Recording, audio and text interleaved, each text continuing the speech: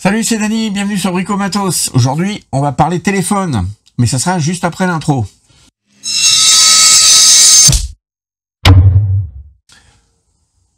Ah, ça c'est fait, on n'en parle plus. La société Blackview, vous vous rappelez le BV 4900 Pro, petit téléphone très sympathique d'entrée de gamme, qui était un téléphone solide. Mais chez Blackview, la famille des téléphones solides, elle est grande. Et là, ils m'ont rappelé il y a quelques temps pour savoir si ça m'intéressait de tester le BL 8800. Devine, oui, bien sûr que ça m'intéresse, mais j'ai été jeter un petit coup d'œil et j'ai vu qu'il en existait deux, le BL 8800 et le BL 8800 Pro. Alors j'ai regardé un petit peu les caractéristiques des deux et le Pro, il a une caractéristique qui m'a plu tout de suite. Je me suis dit, ça c'est une caractéristique qui va aller pour tous les techniciens que vous êtes, en pro, pas pro, peu importe, pour moi-même, à l'atelier. Vous allez voir, on en discutera tout au long de la vidéo et plus particulièrement à la fin. Je vais commencer par vous présenter la bête. Alors, c'est un téléphone solide, très joli, avec une grosse boîte, c'est très grand. Un bel écran de 6,58 pouces, ce qui est pas mal. C'est un écran FHD+. Donc la résolution, c'est 2408 par 1080. Et 1080, c'est le Full HD. C'est 1920 par 1080. Là, on a un écran qui est un peu plus large, mais qui a la même hauteur. Donc, autant dire qu'on peut regarder des films de qualité Blu-ray là-dessus, faire des jeux avec une résolution de dingue. Niveau écran, on est très très bien. Mais on va reparler de ces petits détails-là après. Tout de suite, la bête.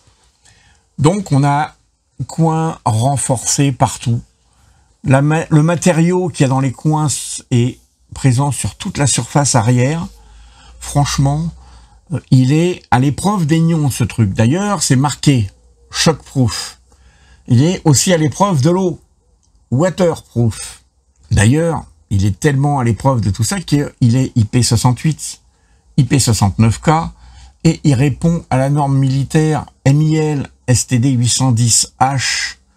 Pour ceux qui ne savent pas à quoi ça correspond, ça, c'est une batterie de test qui fait qu'on lui fait subir tout un tas de trucs un peu compliqués. C'est une norme militaire, donc c'est des tests faits pour savoir si des soldats peuvent utiliser cet appareil. Peu importe l'appareil, il faut qu'il puisse, en cas de conflit, il doit pouvoir aller sur le terrain et résister.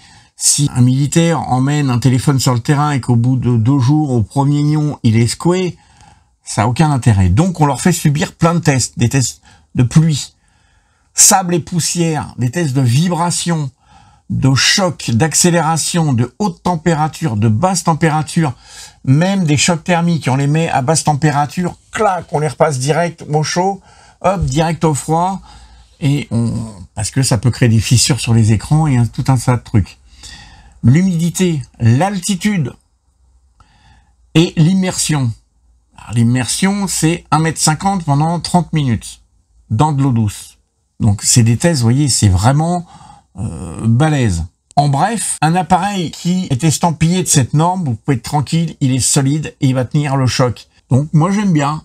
Bon, ceci dit, tout se paye, le prix, c'est le poids. Et le poids, là, c'est 365 grammes. Pourquoi est-il si lourd? C'est une bonne question. Nous vous remercions de nous l'avoir posé. Non, en vrai, le poids, il est surtout dû à la batterie de 8380 mAh qui est dedans. C'est un truc de fou. En fait, c'est une double batterie. Ça a un intérêt, ça a beaucoup d'intérêt d'ailleurs. Déjà, il peut servir de batterie externe. Vous mettez un cordon là et vous reliez l'appareil que vous voulez recharger, ça marche. Ou si c'est un appareil qui consomme directement, vous pouvez l'alimenter, vous avez une batterie de 8 ampères 4 quasiment. Ça commence à être une belle batterie. De plus, si vous l'utilisez en mode standard, ça vous fait une autonomie de dingo. Ça, j'ai testé.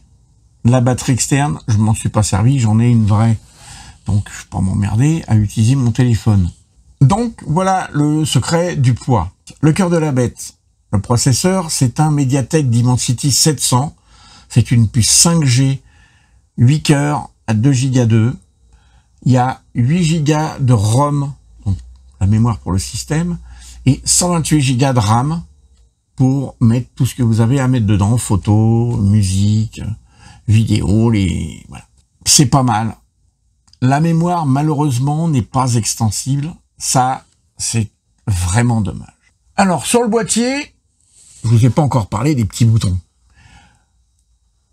Le bouton là, qui est le bouton principal, marche arrêt, déverrouillage et lecteur d'empreintes. Perso, c'est une fonction que j'utilise pas, le lecteur d'empreintes, mais les 2 boutons de volume. De l'autre côté, on a un bouton multifonction qui est très sympa, qui est programmable. Une pression, vous pouvez lancer une application. 2 pressions, clic-clic, vous pouvez lancer une deuxième application. Et un appui long de 2 secondes, on va dire. Et vous pouvez lancer une 3e application. Donc voilà, 3 manières d'appuyer sur le bouton, 3 applications différentes que vous pouvez lancer. C'est sympa, j'aime bien cette fonction, je la connaissais pas sur un téléphone encore. Et ben c'est sympa. Et vous avez le lecteur de carte SIM. Alors lecteur de carte SIM, c'est pas un long tiroir comme ça, c'est juste un tout petit. Vous avez 2 emplacements l'un au-dessus de l'autre comme ça pour des nano SIM. Pas de carte SD, comme je vous ai dit, malheureusement, c'est pas extensible. La petite trappe là qu'il faut déverrouiller quand vous avez des ongles, avec les ongles, sinon avec le fameux petit médiator en plastique. Donc je vous montre de près la trappe, voilà.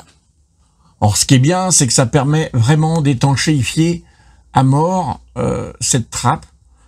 Parce que je sais que les Samsung qui sont soi-disant étanches, hein, ils ont déjà pris la flotte et tout. Le problème, c'est que à la moindre humidité qu'il y a dans la prise, dès que si vous les mettez en charge, vous vous faites engueuler et ainsi de suite, c'est inutilisable. Après, pendant un quart d'heure, vous êtes là à souffler dans la prise pour la sécher. Non, c'est à chier. Mais en même temps, c'est des téléphones qui sont pas faits pour jouer au foot avec. Hein. Les Samsung, ils savent pas faire des téléphones solides. Jusque-là, on est plutôt bien. On va passer à la partie rigolote. Le système, c'est un Android 11 avec une surcouche qu'ils appellent Dock OS 3.0, qui est une surcouche, donc c'est des programmes propriétaires à Blackview qui viennent rajouter dessus. Je vais vous insérer là une petite trousse à outils qui est dedans. Vous allez voir, il y a plein de trucs. Il y a une boussole, un altimètre, il y a plein de petits outils sympas qui bénéficient de tous les détecteurs qu'il y a dedans, et il y en a une flopée. Ils ont pas racheté sur les détecteurs, donc il y a plein de trucs, c'est sympa, j'aime beaucoup. Je sais que beaucoup de monde regarde ça particulièrement sur les téléphones, c'est le mode photo. Sur cet appareil, tous les capteurs traditionnels photos sont des capteurs Samsung. Ça c'est fait. Devant, on a un 16 mégapixels qui est très bien, qui permet de la Full HD en vidéo. Regardez, je vous mets un petit extrait. Petit essai comme ça en caméra frontale. Voilà, bon. Derrière, on a cet énorme panel avec plein d'objectifs dessus. En haut là, on a le petit flash. C'est un dual LED flash. Ça claque bien. D'ailleurs, la petite lumière, on peut l'allumer avec le bouton latéral si on veut. Il suffit de le programmer. Alors le capteur principal, c'est un ISOCELL JN1 50 mégapixels Samsung. On peut faire de la vidéo en 2K à 30 images secondes. Il est HDR 2.0, donc ça permet de faire des photos très colorées. Vous allez voir, je vais vous mettre, tiens, là, quelques petites photos que j'ai fait avec.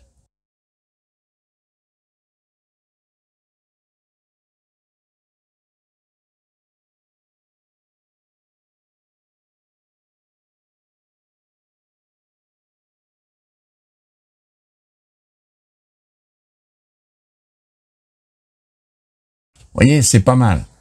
Là, ici, on a 2 objectifs. C'est des objectifs 2 mégapixels qui servent à faire de la photo sous-marine.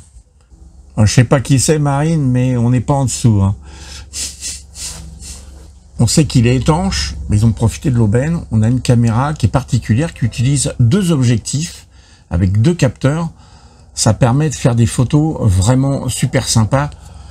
Photos souvenirs, si les enfants à la piscine pendant les vacances ou dans la mer, vous pouvez faire des photos, des vidéos sous l'eau, carrément la caméra sous la flotte. Vous faites des vidéos super sympas, super rigolotes, ça vous fait des souvenirs géniaux. Et bon, après, ça n'a que ça comme intérêt, mais ils peuvent être utilisés à d'autres fins. Donc, ils appellent ça une caméra de profondeur. C'est très sympa comme nom. Ici, une caméra 5 mégapixels qui est une caméra assistée thermique. Voilà, voilà le nom. En fait, il utilise certaines fonctions qui permettent de faire de la photo de nuit. C'est là où il y a la différence entre le BL8800 et le BL8800 Pro. C'est que le BL8800, lui, il a vraiment un mode nocturne, obscurité, qui est très intéressant. Ça permet vraiment, si j'éteins tout, je ferme le garage, et qu'il fait noir là-dedans, on peut faire des photos de nuit. C'est vraiment vision nocturne. Voilà. Pour être dans un terme un peu plus, c'est vision nocturne. Alors, on n'est pas sur les trucs militaires, là, ou machin, mais il y a d'autres youtubeurs qui ont fait des démos de la vision nocturne de chez Blackview, et c'est très intéressant. Là, c'est plus light, mais ça permet de commencer à y voir quand même relativement bien le soir. Hein, c'est pas la vision nocturne, donc la vision nocturne, vision de nuit, on relève le niveau de lumière un peu partout en s'aidant d'une caméra thermique, en fait. Caméra thermique, caméra thermique. C'est quoi cette histoire de caméra thermique? Ah ah. Regardez ça en photo, ce que ça donne. En photo, c'est marrant, hein.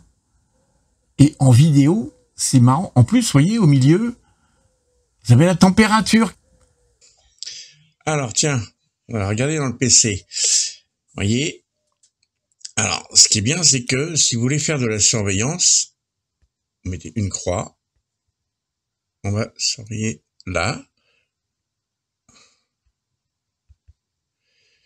On peut rajouter même une deuxième croix et dire, tiens, on va aller surveiller la carte vidéo.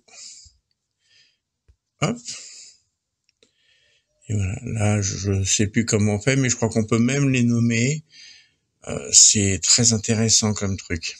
Ça, c'est ce qui m'a plu tout de suite. C'est la Lepton FLIR, F-L-I-R. C'est une caméra thermique. Pourquoi ça m'a plu? Parce que tout de suite, par des couleurs, vous voyez tout de suite quand un truc chauffe. C'est aussi bête que ça. Si je prends, je vous la fais en direct. On se met en mode enregistrement de la vidéo.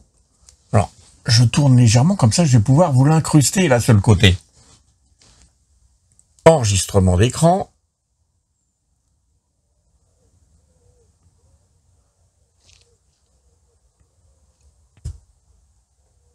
On met en route la caméra.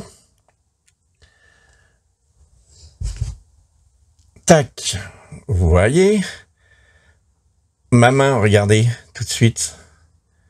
Ma main est très chaude, à 35 degrés. Ma petite visseuse est à 26. Eh ben, on va la mettre en route. Et on va regarder si elle chauffe.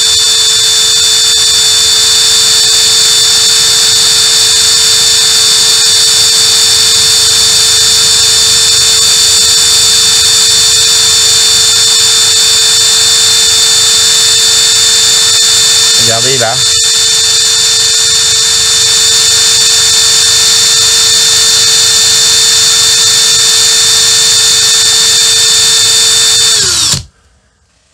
On peut aller s'amuser à regarder l'autre.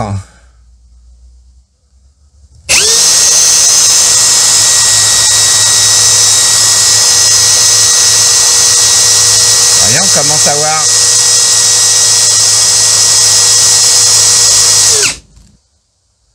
C'est marrant, je sais où est le processeur dans ce truc-là. Voyez, c'est très rigolo, hein. Voyez, on a la perceuse, on a le cul qui est un peu plus chaud.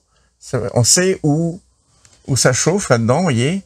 La poignée, elle est un peu plus claire parce que je l'ai touchée.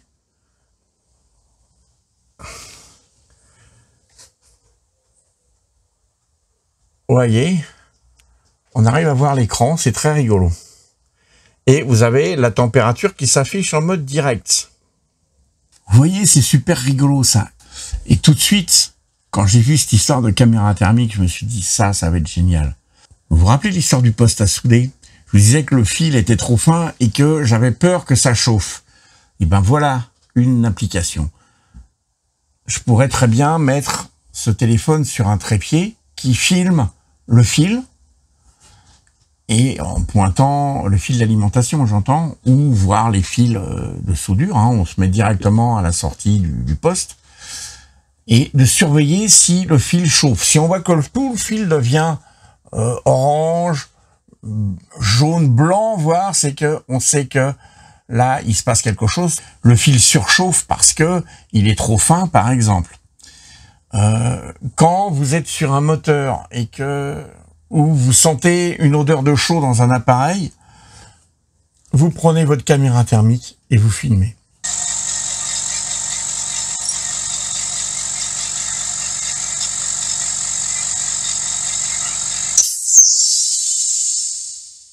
Vous voyez là, on voit bien la partie supérieure des deux pistons du compresseur.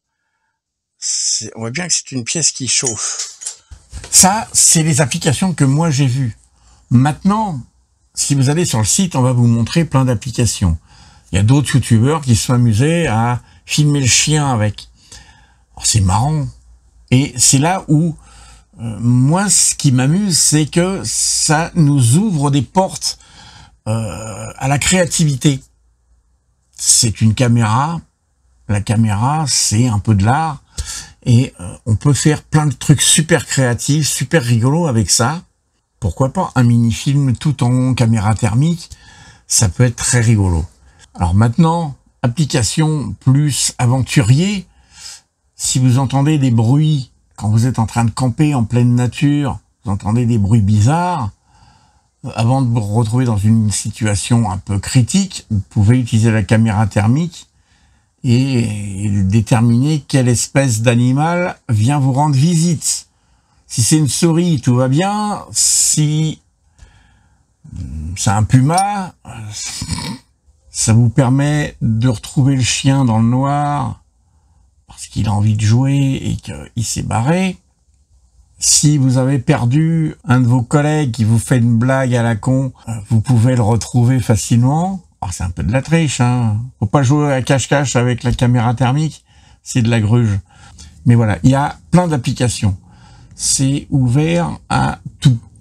Moi, j'ai vu des applications thermiques, il y a des applications aventure, après, il y en a plein. Dans un mur, vous avez des tuyaux d'eau qui passent au froid d'eau chaude, vous allez pouvoir les repérer grâce à ça. Un tuyau d'eau chaude dans un mur, tout de suite, vous allez voir la trace. Ça peut vous aider. Il y a plein d'applications possibles. Et c'est ce qui me plaisait vraiment dans cet outil-là. Alors, il y a un truc dont je vous ai pas parlé. C'est l'autonomie. J'enregistre, comme ça, je vous montre que je triche pas. J'enregistre. Je vous mets ma batterie. 47%. Ce téléphone, cette nuit, je l'ai pas chargé. La nuit dernière, je l'ai pas chargé. C'est le 3e jour que je l'utilise et j'ai 47% de batterie. Là, on est lundi. Samedi, je l'ai beaucoup utilisé. J'ai fait plein de jeux avec.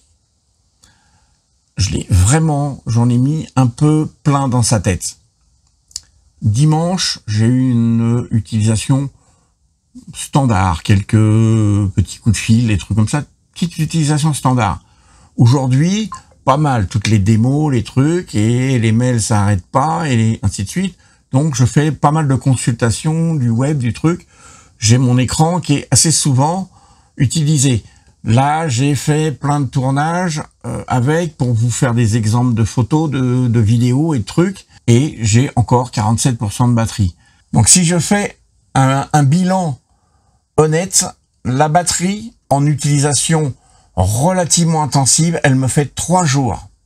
Jamais ça m'est arrivé de faire 3 jours en utilisation intensive. Les 2 Samsung que j'ai, là, que j'utilise pour filmer, c'est une journée.